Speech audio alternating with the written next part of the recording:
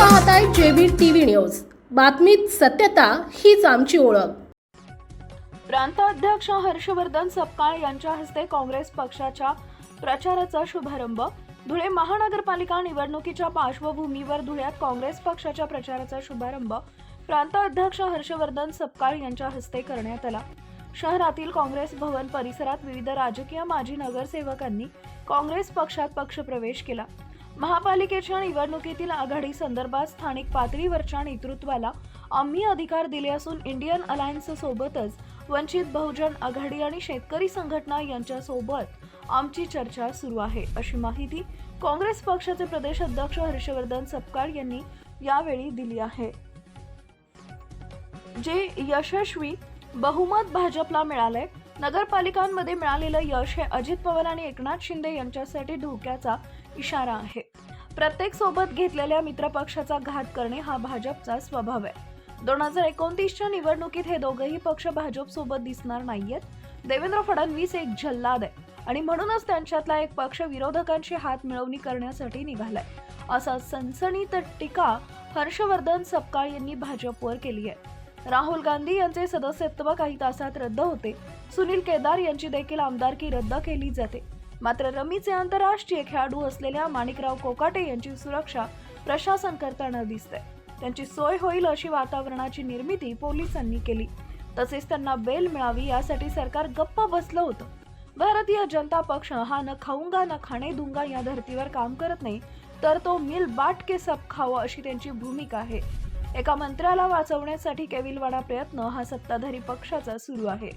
आता हो घातलेल्या महानगरपालिकेच्या निवडणुकीत सर्वाधिक जागा काँग्रेस पक्षच जिंकेल असा विश्वास देखील यावेळी काँग्रेसचे प्रांताध्यक्ष हर्षवर्धन सपकाळ यांनी व्यक्त केलाय।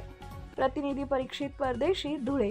नगरपालिका नगर परिषदेच्या निवडणुकीमध्ये निवडणूक आयोगाने सत्ताधाऱ्यांची कशा पद्धतीने मदत केली, प्रशासनाने कशा पद्धतीने भारतीय जनता पक्ष आणि त्यांच्या मित्रपक्षांना मदत केली हे सर्वश्रुत आहे।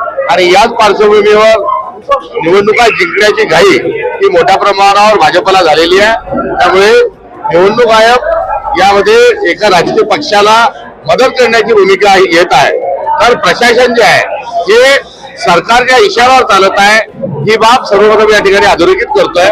मात्र काही झालं तरी आम्ही वैचारिक लढाई आहे आणि या वैचारिक लढाई करता आम्ही महानगरपालिका ही लढू आणि नगरपालिका नगर परिषदेमध्ये आम्हाला 1000 पेक्षा अधिक राहुल गांधींना 24 तासाच्या आत त्यांचं सदस्यत्व रद्द केलं, 48 तासाच्या आत घर खाली करण्याची नोटीस दिली, सुनील केदारांना 24 तासाच्या आत त्यांची आमदारकी रद्द केली। मात्र जे रमीचे फार मोठे आंतरराष्ट्रीय खेळाडू आहेत कोकाटे यांना शिक्षा सुनावल्यानंतर ताबडतोब ताब्यात घ्या म्हटल्यावर तेच प्रशासन हे त्यांचं सुरक्षा करताना दिसलं। त्यामुळे त्यांना पळवून लावण्यामध्ये लपून ठेवण्यामध्ये पोलिसांनी भूमिका निभावली, त्यांची सोय होईल अशा स्वरूपाचं एकंदरीत सरकारने वातावरण तयार केलं आणि त्यांना बेल मिळवण्याकरता सरकार एक गप्प बसलेलं होतं। तर कोर्टाचा निर्णय आल्यानंतर स्वयंस्पष्ट आदेश असल्यावरही त्यांना सुप्रीम कोर्टात जाण्यापर्यंत मदत केलेली आहे। त्यामुळे एकंदरीत भारतीय जनता पक्ष हा न खाऊंगा न खाणे दूंगा या धर्तीवर काम करत नाही, तर तो मिल बाट के सब खाओ हीच त्याची भूमिका आहे। आणि थेट स्वरूपामध्ये एक खोटे कागद लावून 420 या प्रकरणामध्ये गुन्हे त्याच्यावर सिद्ध होतात आहेत।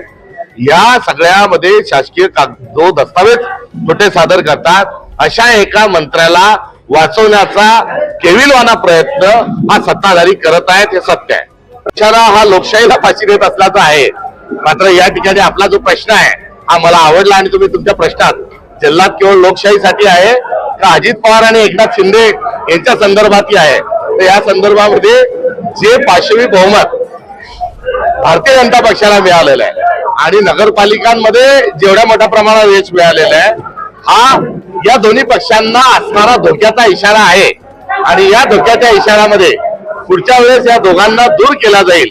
2029ला हे त्यांचे मित्रपक्ष आणि आघाडीचे त्यांच्या घटक पक्ष असणार नाही हे मी केलेलं जे वक्तव्य आहे त्या वक्तव्याला आज जल्लादच्या भूमिकेतून बघणं हे मनोरंजक आहे। आणि हो, प्रत्येक घेतलेल्या मित्र पक्षाचा घात करणं हा भारतीय जनता पक्षाचा असणारा स्वभाव आहे। आणि त्या अर्थानं आता देवेंद्र फडणवीस हे जल्लादाच्या स्वरूपात त्यांचे मित्रपक्ष संपवण्याकरता निघालेले आहेत आणि त्याचा अंदाज हा एव्हाना सर्वांनाच आलेला आहे. विरोधकांना आलाय, त्यांच्या मित्रपक्षांना आलाय, म्हणून त्यांच्या महायुतीतला एक पक्ष आता हा विरोधकांशी हातबोळणी करण्याकरता निघालेला आहे. आपल्या परिसरातील महत्त्वाच्या बातम्या पाहण्यासाठी आजच आमच्या JBTV न्यूज चॅनलला यूट्यूबवर सबस्क्राईब करा आणि बेल आयकॉन प्रेस करा.